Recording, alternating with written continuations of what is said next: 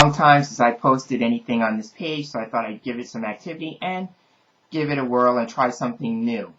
Normally, you all know that I like to write posts on my blogs about tarot and dreams, but I thought I'd do something new and something different, keep it fresh, so I thought I'd make a video. So I'm going to be presenting to you today a tarot tip. And so I went to my deck, and I'm using today the original Rider-Waite deck, and I asked Tarot what card would be a great card to use as a first card for this video tutorial, if you will. So I picked a card, and the card today is the Five of Cups. So I'm going to hold it up, let everybody see it. There we go. That's the Five of Cups.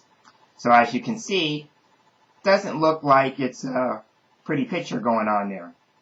But basically the emphasis of the card is all about disappointment and how do we deal with that and move on.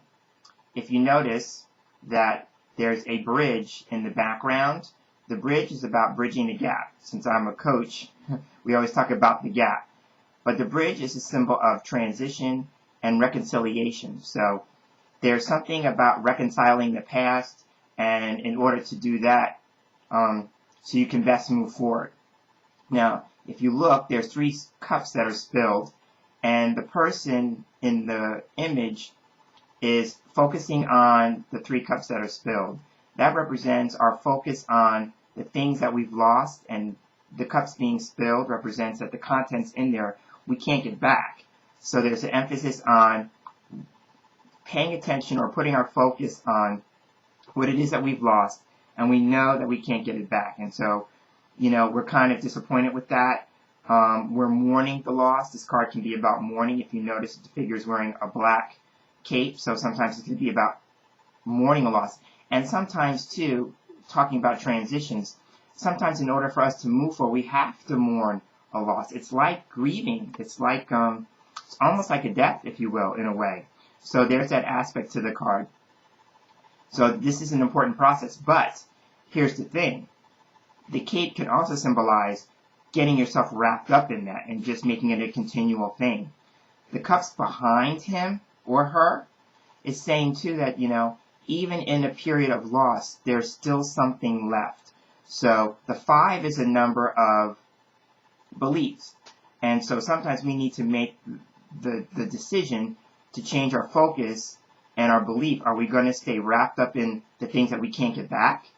Are we going to stay stuck in the past? This is almost saying too that I'm willing to stay stuck in the past. I don't want to move forward. Are we going to shift the focus to what we still have left? The cups that are upright are about potential because they're still filled. Also about what we still have left. It may not be as much as what we've lost, but even that is saying something's better than nothing. But this card is all about what are we putting our focus on? You know, and a couple of things, you know, this card is also about expectations, you know.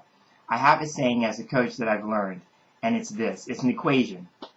It says that disappointment equals expectation minus reality. And so sometimes what it is that our expectations don't always match up with reality, or the reality doesn't match up with our expectations, and therefore that's where the disappointment sets in. You know, cups are suit about relationships, feelings, and emotions. So in this particular case, you could be saying too that, you know, we may be putting expectations on our relationships with other people, and those expectations those people can't meet. Either they're unwilling or they're not able to, and therefore disappointment sets in.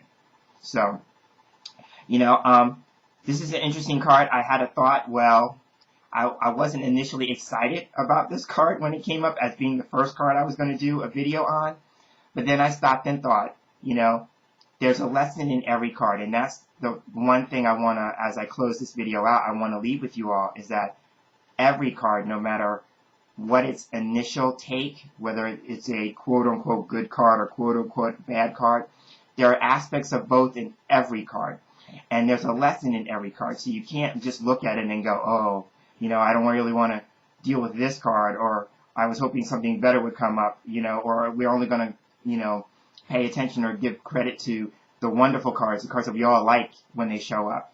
I also had the thought that maybe there may be a level of disappointment in terms of the reaction I'm going to receive in terms of this new way of presenting tarot.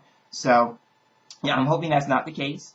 I'm hoping that, you enjoyed the presentation.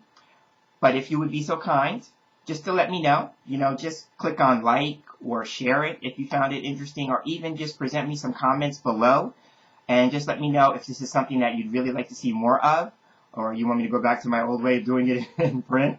But just let me know. I'm trying to keep the page fresh as much as I can.